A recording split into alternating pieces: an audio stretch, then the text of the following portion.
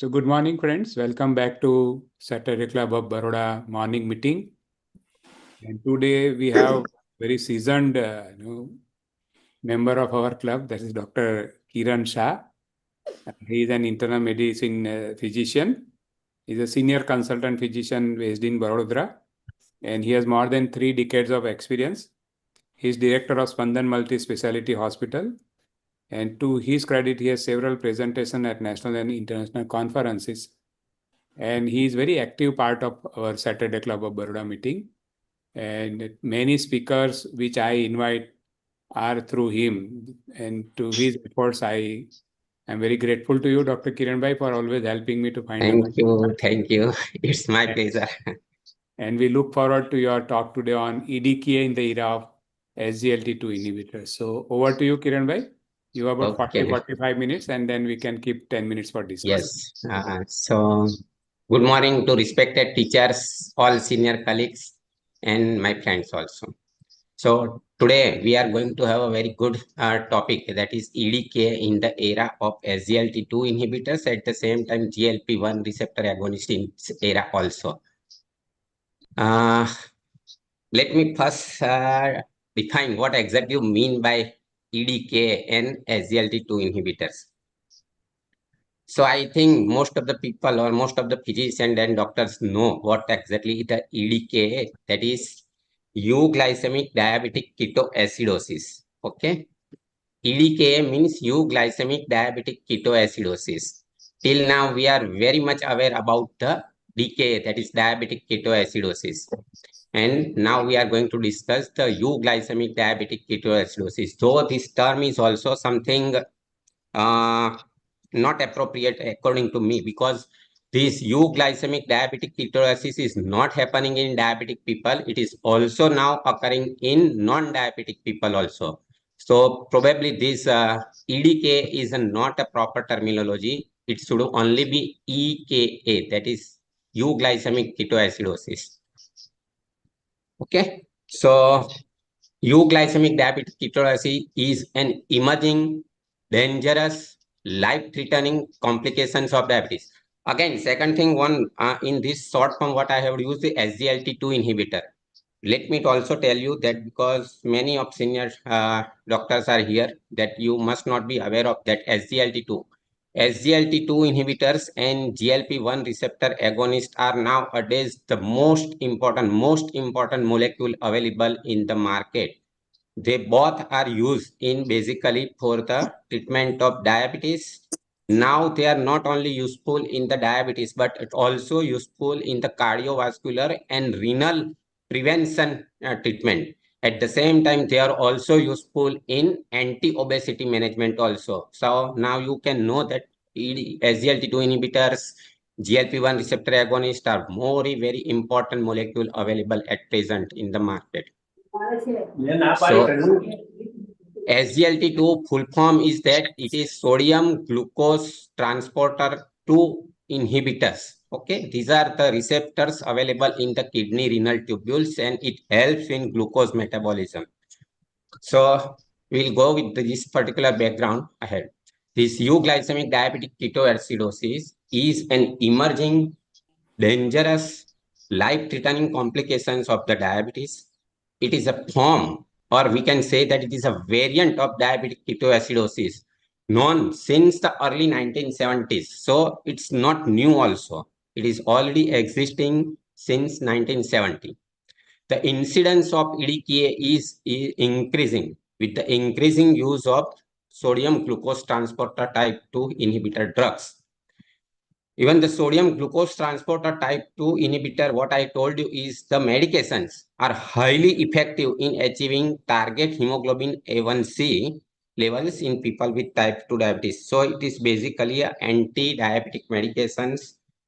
They are also nowadays useful in anti-obesity management also. So this is very important thing. They are also useful in improving cardiovascular and renal outcomes in people with type 2 diabetes mellitus, and therefore preferred in people with who have existing cardiac or renal disease along with this diabetes.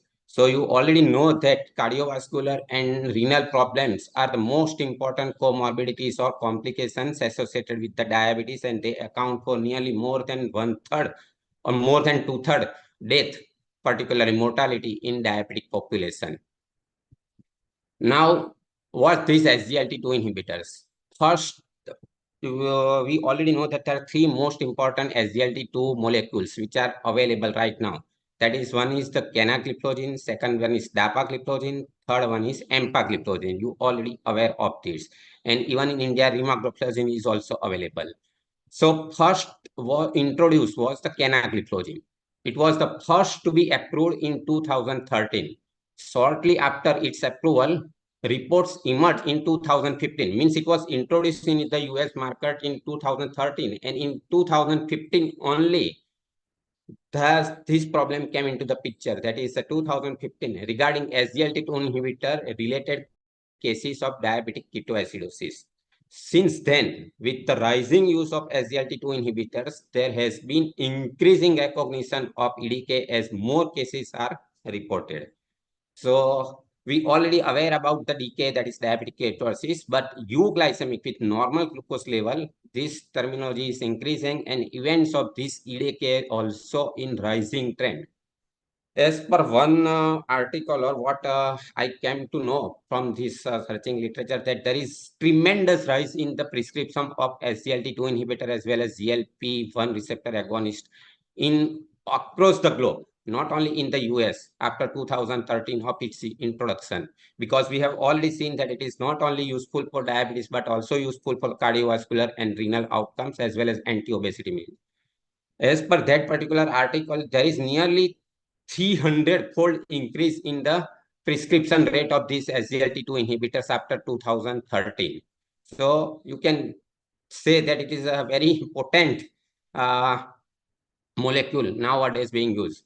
Even in almost all guidelines, that whether it is RSSDI or whether it is ADA 2025 guideline, you can see that even in ESD also, this molecule, particularly SGLT2 inhibitors and GLP-1 receptor agonists, are second most important molecule after the metformin, which is to be used for the treatment of diabetes, that is particularly type 2 diabetes. So you can see how it is rising, this particular place of this particular molecule are tremendously rising in diabetic management. What is the definition of EDK? Diabetic ketoacidosis, you already know that, is very well known. It is an acute and life-threatening complication of type 1 diabetes mellitus and type 2 diabetes. DK diagnosis is made by a triad of hyperglycemia, ketonemia, and an elevated anion gap that you already know. Okay. So EDK, what exactly is mean that euglycemia, that is EDK lacks the hallmark hyperglycemia component. So in absence of hyperglycemia, it is very, very useful to see or to label that it is having a diabetic ketoacidosis. So EDK has been defined as blood glucose level of less than 200 milligram. In some of the literature, it has been said that it should be less than 300 milligram. Also, it is defined as a EDK, but less than 200 milligram vasoactor glucose level. Ketonemia, that is serum beta hydroxybutyrate, more than 3 mole, and at least one of the following criteria which should be present to label that this patient is having a EDK, that is arterial pH less than 7.3, serum bicarbonate level less than 18 milligram per liter, anion gap more than 10. So these are the most important definition which is nowadays being used for defining the EDKA. That is, the glucose level should be less than 200 milligram per deciliter. Ketonemia must be present, and at least one of the following criteria, that is arterial pH less than 7.3, serum bicarbonate less than 18, and anion gap more than 10. There is a further classification of EDK based on this pH, and bicarbonate is also in available the literature, and that is based on this pH level and bicarbonate. It has also been defined as a mild, moderate, and severe, that you can see from this particular table, that if the pH is 7.25 to 7.3, it is considered as mild. At the same time, bicarbonate level 15 to 18. In moderate, the EDK, it is pH is 7.0 to 7.24 and bicarbonate level 10 to 15, and in severe EDK pH level is less than 7 and bicarbonate is less than 10. So this is a arbitrary classification which is now available in the literature. Why is it so important for us to understand this SGLT2 and EDK? Why it is so important? This is the most important question which we are all facing today. What is the trajectory of hereditary incidence? Let us understand first. That is what I had told you. EDK was the first described in Monroe in 1970 by Monroe in 1973 as a rare occurrence of insulin-dependent diabetes mellitus patients. At that time, approximately 2.6 to 3.2% of cases of diabetic ketoacidosis presented with euglycemia. So in 1970 to 1980, somewhere at that particular time, the incidence was 2.6 to 3.2% of EDK, that is euglycemic diabetic ketoacidosis, and particularly it was defined in IDDM, that is insulin-dependent diabetes mellitus. After the EMPA trial of 2015, that is pertaining to this SGLT2 inhibitors, and the DAPA-CK trial in 2020, demonstrating the multivariate benefit for the cardiovascular and renal disease, a continuous rise in SGLT2 use is anticipated, and we are already seeing that there is a tremendous rise in the prescription of these SGLT2 inhibitors and GLP-1 receptor agonists. Numerous studies have corroborated the association of EDK and SGLT2 inhibitors. So now there are a lot of studies and papers are already available to corroborate this particular EDK and SGLT2 use. An analysis of the FDA's adverse reporting system revealed a 7-fold increase risk of decay in the setting of SGLT2 inhibitor use. So you can see that FDA has labeled that there is a 7-fold increase in the incidence of diabetic ketoacidosis in the setting of SGLT2. If someone is using SGLT2 inhibitors, then the rise or the incidence of decay is 7-fold. Not only that, of which approximately 2/3 means nearly 70. Initially, we were thinking that it was 2.6 to 3.2% cases of the decay was euglycemic. Whereas now nearly 2/3 means 70% of the cases of decay are considered as EDK because they are having a criteria fitting into this particular thing. So you can see that there is a tremendous trajectory of this particular EDK. From just 2.6% in decay to 70% increase in the cases of this EDK. Other studies have supported an association between the use of SGLT2 inhibitor medication and EDK regardless of the duration of the exposure. So again, this is also very catch. If you take a single tablet or you take for years together, the duration has no importance as per this study. It can happen. And in one particular study, what they had found out that from 3.3 days to 475 days after the use of this particular SGLT2 inhibitor, it has been reported. So exactly what that meaning of that 0.3 days, I don't know. But from very beginning, if you start using SGLT2 inhibitor, the incidence of EDK likely to occur very early also and very late also. So whatever the available data, let me see something about this outcome, morbidity and mortality. There are no available data on the mortality or morbidity associated with the SGLT2 inhibitor induced EDK. Exactly data is not available. Typical decay has a mortality rate of 0.65 to 3.3% that you already know, because in decay, the mortality, it is not a benign. It can lead to death also, and that is 0.65 to 3.3%. However, because of the diagnostic dilemma of normoglycemia or low blood glucose level, EDK has worse outcome compared to classic decay. So it is not a benign euglycemia. Because of its presence of low blood glucose or normoglycemia, the diagnosis of EDK is also very difficult, and because of that, compared to classic decay, it has a worst outcome. some available data regarding this particular morbidity and mortality says that the maternal EDK can increase the rate of fetal demise up to 9% and increase maternal mortality. Maternal complications of EDK also include eclampsia, preeclampsia, ARDS, acute kidney injury, coma, and death also. Fetal complications include malformation, preterm labor, arrhythmias, respiratory distress, hyperbilirubinemia, hypoglycemia, neurologic disorders, and intrauterine demise. So whatever from the available literature or data, that is what I can say regarding this morbidity, mortality, and particularly in maternal or pregnancy. Now let us understand the pathophysiology of EDK. You already know that the classic decay mechanism, it is a clinical state of relative or absolute insulin deficiency. Okay, so decay is a state of relative or classic relative or absolute insulin deficiency.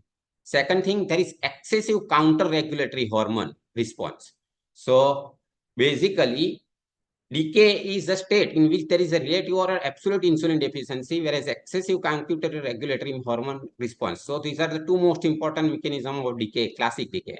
Whereas in EDK mechanism is a clinical state of low renal threshold for glucosuria and increased rate of gluconeogenesis and free fatty acid metabolism that we can see from this particular figure. So on left side, that is insulin deficiency and counter-regulatory hormone. These are the most important mechanism of decay, classic decay.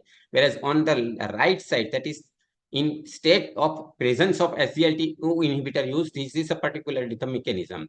We can say that in insulin deficiency and relative insulin deficiency or absolute insulin deficiency is the hallmark of type 2 diabetes, and the mechanism of decay in that particular situation is the counter-regulatory hormone.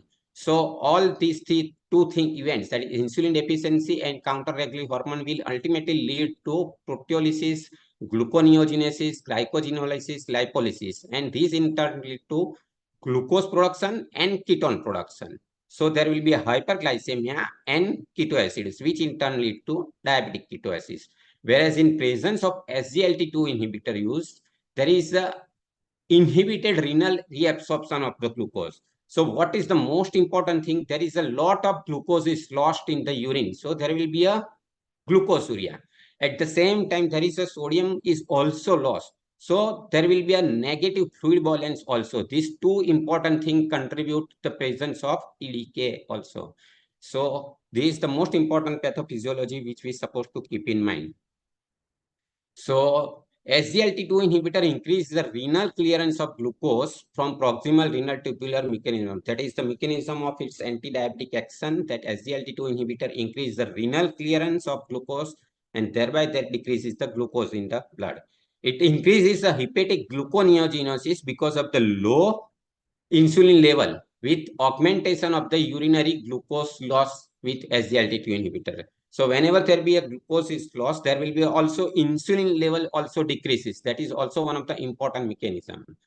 Another possible mechanism is an elevated glucagon levels that favors the ketoacidosis.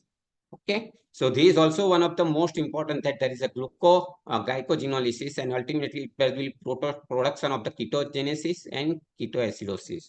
So this is one of the important. So in short, SGLT2 inhibitor promotes a negative fluid and sodium balance, exacerbating the hypovolemic state of diabetic ketoacidosis and leading to elevated cortisol, epinephrine, and glucagon levels, further enhancing insulin resistance, ketogenesis, and lipolysis. So this what is the exact mechanism or pathophysiology of this EDK development. What are the risk factors or precipitants of this EDK in the setting of SGLT2 inhibitor use? There is a significant overlap between decay and EDK risk factors. Okay, it is year-old decay and EDK is relatively new, but there is a significant overlap between these two conditions. In EDK, individual's metabolism is basically created towards a state of relative or absolute starvation. So whenever we are using this particular SGLT2 inhibitor, the metabolism is basically shifted to a state of relative or absolute starvation. So these triggers or precipitants of this EDK includes anhedonia, that is unusual feeling regarding anorexia, severe depression, infection or sepsis, exertion, overexertion, physical stress, decreased caloric intake, cocaine intoxication, trauma, dehydration, persistent vomiting, insulin dose reduction or omission, insulin pump failure, gastroparesis, acute pancreatitis, bariatric surgery, prolonged fasting, ketogenic diet. So all these are the triggers or precipitants of this EDK. There are certain other factors also, or precipitants are also now is very well known. That is alcohol use disorder, particularly glycogen storage disease and chronic liver disease are also known to contribute this EDK production. Patients with low to normal BMI on SGLT2 inhibitors are particularly vulnerable because of the low sexual. Pregnant women are at a unique risk of developing both DK and EDK because it is a state of accelerated starvation because there is increased demand and less intake because of the presence of fetus, leading to a decreased insulin sensitivity and increased lipolysis and ketogenesis. So particularly they are more vulnerable for EDK or DK than these pregnant women. Finally, all conditions causing metabolic acidosis can contribute to EDK such as lactic acidosis, renal tubular necrosis leading to renal acidosis, and salicylate overdose poisoning also lead to this EDK. Now let us understand the clinical features. EDK and DK have a significant overlaps in this particular situation also in their clinical features. But the most important features in EDK is that there is a nausea, vomiting, and abdominal pain, malaise, fatigue, shortness of breath, tachycardia, and anorexia. The most important early manifestation, what I can say, is the fatigue, shortness of breath, and abdominal pain or vomiting. That is what I can say, that nausea, vomiting, abdominal pain, which are not specific, are only sometimes the early signs of this EDK. Okay. So this is the most important thing which we have to keep in mind when the patient is already on SGLT2 inhibitor. So they should not neglect nausea, vomiting, abdominal pain, fatigue. Okay. There is a more gradual onset of symptoms in EDK compared to DK. So DK is abrupt onset ketoacidosis, whereas this EDK is the slow onset symptoms and the absence of pronounced hyperglycemia. That is the most important feature of this EDK. Hence, the absence of this particular characteristic feature of diabetic ketoacidosis, that is hyperglycemia, there is osmotic symptoms are also lacking. Which are the most common osmotic symptoms of hyperglycemia are the polyuria, polydipsia, or severe mental status changes. These are particularly absent in presence of EDK compared to the DK. So in DK, because of the hyperglycemia, the osmotic symptoms are already present, and that already tells us that indicates that the patient is going for the diabetic ketoacidosis, that is polyuria, polydipsia, or severe mental status. But this particular symptom, that is osmotic symptoms, because of the absence of hyperglycemia, it is almost absent or nil in presence of EDK. Now, how to diagnose this particular thing? There are certain diagnostic challenges also associated with this EDK. One thing what I had told you is that there is a gradual onset of symptoms compared to EDK. There is a delay in the diagnosis because of the absence of hallmark hyperglycemia component, which we usually see in diabetic ketoacidosis. There is a significant overlap between DKA and EDK, and EDK is a diagnosis basically by the exclusion. A thorough history also must be an important, particularly regarding the stressful condition, physical exertion, medication, and substance use, because we had already seen that salicylate overdose or cocaine overdoses are likely to produce this particular. Alcohol intoxication is also likely to produce. So the meticulous history taking is a very important in this particular thing. What are the investigations? Complete blood count, urine examination, serum electrolytes, liver function test, metabolic panel, particularly the anion gap and arterial blood gas is also an important component of this investigation profile. Blood sugar is also to be taken. And most important thing is a measurement of the serum ketones, particularly beta hydroxybutyrate acid and not the acetone, because in this particular situation, the beta hydroxybutyrate is the only or important these ketones to be measured. All causes of acute anion gap acidosis must be excluded in patients with diabetes, and suspicion of one or more of these diagnoses should not preclude the possibility of. So if someone finds that there is a presence of other causes of this acute anion gap acidosis, then please keep in mind that it can also lead to EDK. So just presence of other possibility of acidosis, you should not neglect this EDK. That is the most important thing. Even these particular events or other acidosis may lead to the presence or precipitance of this EDK. So this is the most important thing we have to keep in mind. So these are the particular investigation and the diagnostic challenges. Now, based on the investigation profile, the staging of EDK is also available in the certain literature, that it could be a stage 0, 1, 2, or 3. That it has already been defined in certain literature, that stages of EDK caused by exposure to SGLT2 inhibitors. When stage 1, 2, and 3, we can label that whenever there is a ketone negative, it is basically stage 0, 1, 2 up to. Whenever there is an anion gap less than 15, but the glycosuria is present, then it can be considered as stage 0. Stage 1, ketones very low, anion gap less than 15, glycosuria. Stage 2, anion gap 15, less than 15, glycosuria, and ketones in moderate amount. And whenever there is a ketones in moderate or large quantity, anion gap more than 15, and glycosuria is present, then it is considered as severe EDKA.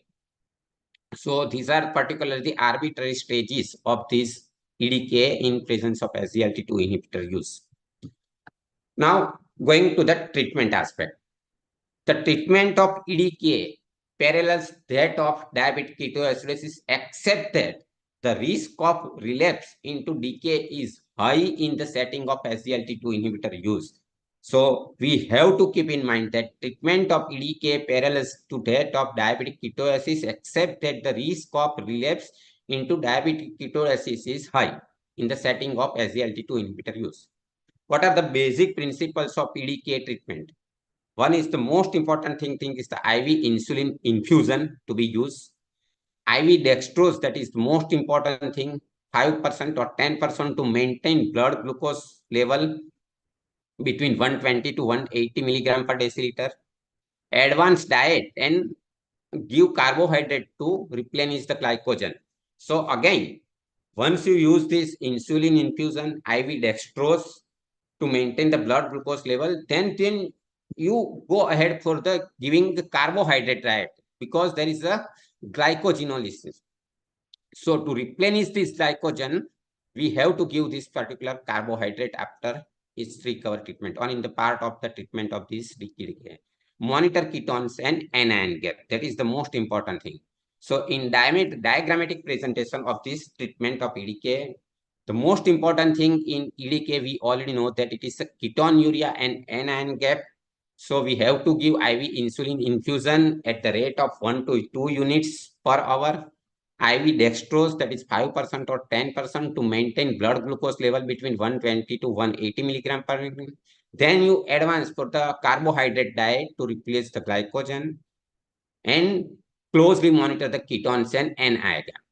If you found that there is a ketonuria after this particular treatment, if you found that there is a presence of ketonuria, again, you measure it in the urine, and if it is, even if it is a trace, then also you repeat the same again. Even if the anion gap is there, you should repeat it. So anion gap, if only less than 15, then only you can think over the treatment of dropping the treatment. Otherwise, if ketonuria is present, even if it is trace, anion gap is even if present, then everything has to continue. That is insulin infusion, 5% dextrose drip has to be continued. Whenever there is both the things are negative, then only you can switch over to insulin in subcutaneously. So this is the most important thing. There should not be early discontinuance of the insulin infusion and 5% dextrose drip in presence of EDKM. So after seeing this particular treatment, what we can do to prevent particular this situation? Preventing EDKA, it involves patient's education, that is educating patients on the risk and symptoms of EDKA, particularly those patients who are already in the use of SGLT2 inhibitor. We should tell them that even smallest of the nausea, vomiting, fatigue, malaise, abdominal pain, which should not be neglected. This is the most, it has to be reported immediately to the healthcare provider. Even the healthcare provider education is also very important. Just in casualty or emergency room, after knowing the signs and symptoms, monitoring ketones, only glucose monitoring is not important. If someone sees that the glucose is only 200 or 215, so there is no question of diabetic ketoacidosis. It should not happen in such type of situation. So this is the most important thing, that any doctor or healthcare provider must be educated about the normoglycemic diabetic ketoacidosis. So every time, whenever you come across which type of patient, the ketone measurement is the most important thing.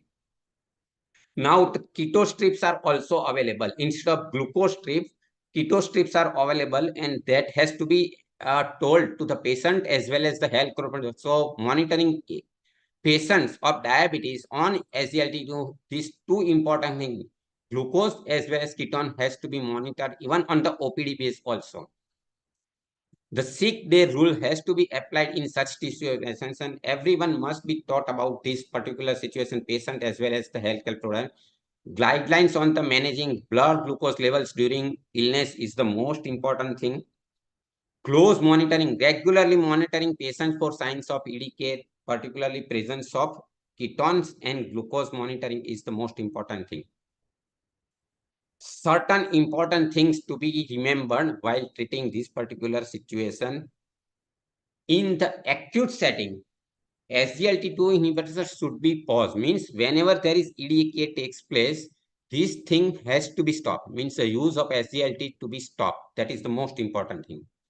The patient may need longer treatment for EDK in the setting of SGLT2 inhibitor. So compared to normal situation, if the patient is on SGLT2 inhibitor use and has developed the EDK, then he may need longer time to completely out from this particular situation. The chances of relapsing back into diabetic ketoacidosis are high if the insulin drip is prematurely stopped. That is the most important thing. Restarting SGLT2 inhibitor after the resolution of EDK should be individualized. There is no exact protocol when to restart these particular changes or SGLT2 inhibitor. There is no available guidelines or no available data. So it has to be individualized, and rather than there is a protocol, it has to be patient's condition has to be a prioritized. In intra-abdominal or cardiothoracic major planned surgery, SGLT2 inhibitors should be stopped 3 days prior as per the ADA 2020 guidance. But otherwise, in minor surgery or not involving the abdomen or cardiothoracic, the SGLT2 inhibitor stopping is not advisable and have no significant effect also. What is the real world guidance for Indian clinician? That is from my side. One thing we must remember, that EDK is not a benign. It is associated with a high mortality compared to diabetic ketoacidosis because the delay in the diagnosis because of the presence of normoglycemia. When to consider restarting? There are certain important things which we must keep in mind. Compelling cardiorenal indication must coexist, must exist. Then and then only to consider restarting this particular. So if the patient is on SGLT2 inhibitor use and has developed this particular diabetic ketoacidosis EDK, then restarting must have clear-cut compelling cardiorenal indication. if we are saying that there is a benefit of cardio or diabetes and management and cardiorenal outcome is much important in such type of patient, then only to restart. Trigger of EDK clearly resolved. That is what we have seen, that all triggers must be clearly resolved. Metabolic stabilization must be confirmed. That is what we have seen, that all that thing, the pH should also be in the normal, that bicarbonate level also be normal in the range, anion gap is also to be normal, hydration should also be adequate, and then only this recast starting can be thought of. Patients must be prepared and monitored. Even the patient must be educated regarding the slightest or evidence of the signs or symptoms of this EDK, that is nausea, vomiting, abdominal pain, fatigue. We have to educate this type of patient to monitor in their day-to-day activity also. Timing of restarting this particular thing is also very important. There is no clear-cut guidelines, but wait a minimum of at least 2 to 4 weeks post-recovery for the restarting of this SGLT2 inhibitor. Ensure dietary and insulin normalization. That is more important. Prefer reinitiation under specialized supervisions only. That is also one of the important things which we have to keep in mind. And when to avoid re-challenge or when to avoid such type of restarting SGLT2 inhibitor use, that we must keep in, particularly in the situation of type 1 diabetic mellitus and latent autoimmune diabetes of adult. In such type of situation, you have to avoid restarting this SGLT2 inhibitor. Recurrent or unexplained decay, if you don't find any precipitant or triggers in such type of situation, you should avoid reusing this SGLT2 inhibitor. When the patient is on low carb diet or ketogenic diet, in such type of situation also you should not restart this SGLT2 inhibitor. If there is no pressing or compelling heart failure, CKD or CVD indication, then also re-challenges should not be tried. Poor compliance with this insulin or hydration status, severe insulinopenia, that is whenever there is a presence of pancreatitis, in such type of situation also it's compulsory basically to avoid the use of this SGLT2 inhibitor use. In recent years, not only in these SGLT2 inhibitors, but I have come across with a very important article that was published recently only in 2025, because nowadays we are also seeing that GLP-1 receptor agonist, that is glucagon-like peptide molecules, which are already available in the market for as an anti-diabetes management, and now they are promoted as a anti-obesity management also, that you already know.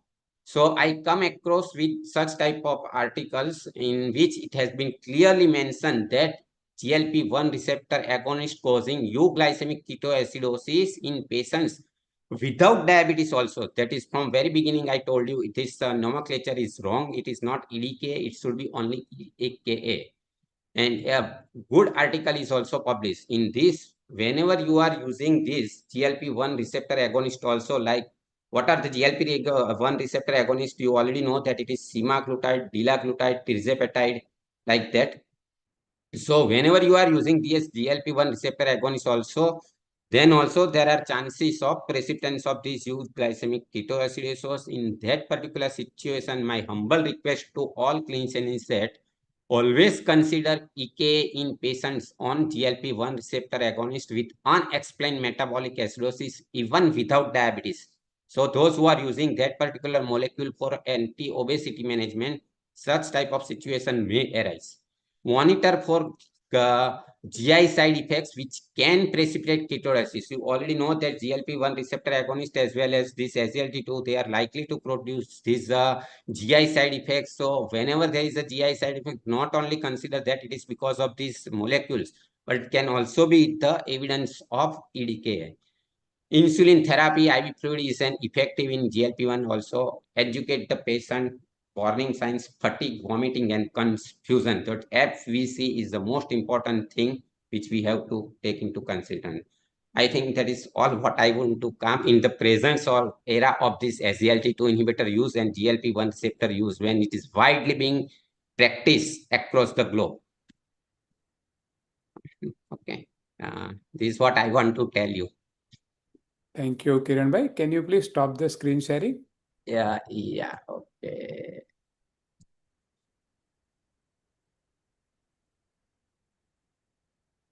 Okay. So thank you very much, Dr. Kiran bhai, for highlighting this relatively new entity for most of us. Thank you very much. Very elaborative, informative talk. Now the house is open for discussion. Okay. I think everybody must have, at least a physician must have. Yes. Kiran bhai, I congratulate you for a very important topic. I love because all drugs go through phase 1 to 5. No, Yes. because I'll tell you briefly that this is, but the difference is that this decay should be part of adverse drug reaction of these all the fluoresceins we are writing. Yes, that is what is more So many important thing. patients are happy because people are obsessed with glucose level. And we doctors have forgotten the basic carbohydrate metabolism, that unless sodium is there, insulin cannot act. Plain diffusion. So the starvation ketoacidosis and the decay which you said is because of loss of sodium from the proximal tubules. So why sodium is not given as NaCl in the treatment part? Because the basic thing is presence of insulin deficiency and low glucose level. So we have to first in such type of situation, we have to give 5% dextrose and insulin infusion and not the sodium. Sodium loss is secondary, particularly when there is a tremendous fluid loss. So yes, along with 5% dextrose and this 10% dextrose with inclusion, you can give sodium if there is already a presence of hyponatremia. But compared to decay, this hyponatremia occurs late in the EDK because of the slow onset. That is what. In decay, usually we give normal saline first. After that, usually we start 5 to 10% dextrose. Whereas in such type of EDK, we have lost you, sir. Yes. Yes. No, I am able to hear him. Yeah. Actually, Dr. Hemant's connection is unstable, it seems. Okay. Anyway.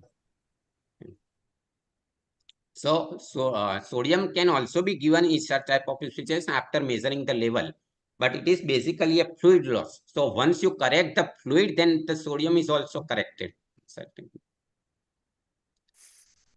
No, but the basic mechanism of fluoresceins is that they selectively pump out not only glucose from the proximal tubule, but the sodium also. Yes, agree. So my that question is, because in spite of giving insulin and glucose, if the sodium pump is not activated, all the cells except brain and kidney will die of starvation.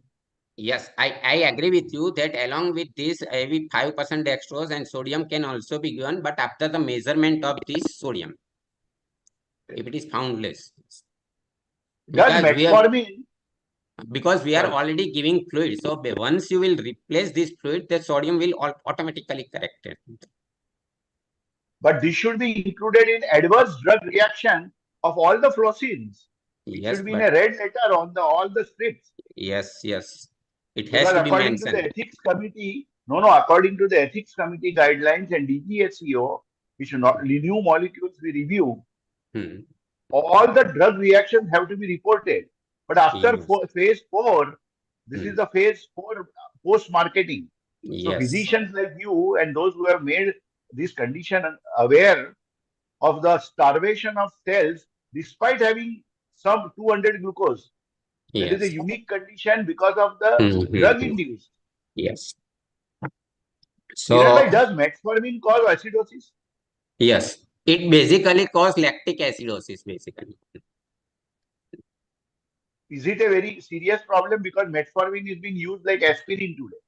Yes, metformin is also known to produce lactic acidosis, but when we doesn't follow the routine a situation in which a metformin is to be, if the patient is not being advocated regarding the hydrations, then only. And this particular lactic acidosis situation is very, very rare in such type of situations compared to SGLT2 inhibitor use.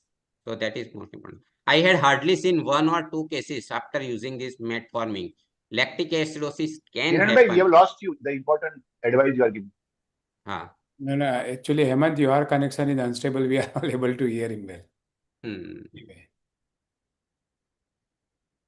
Because intermittently, I think Dr. Sun's connection is getting this. Okay. So in metformin, lactic acidosis can occur, but it is a very, very rare condition. I had hardly seen 1 or 2 patients in my life of 30 years. Lactic acidosis particularly.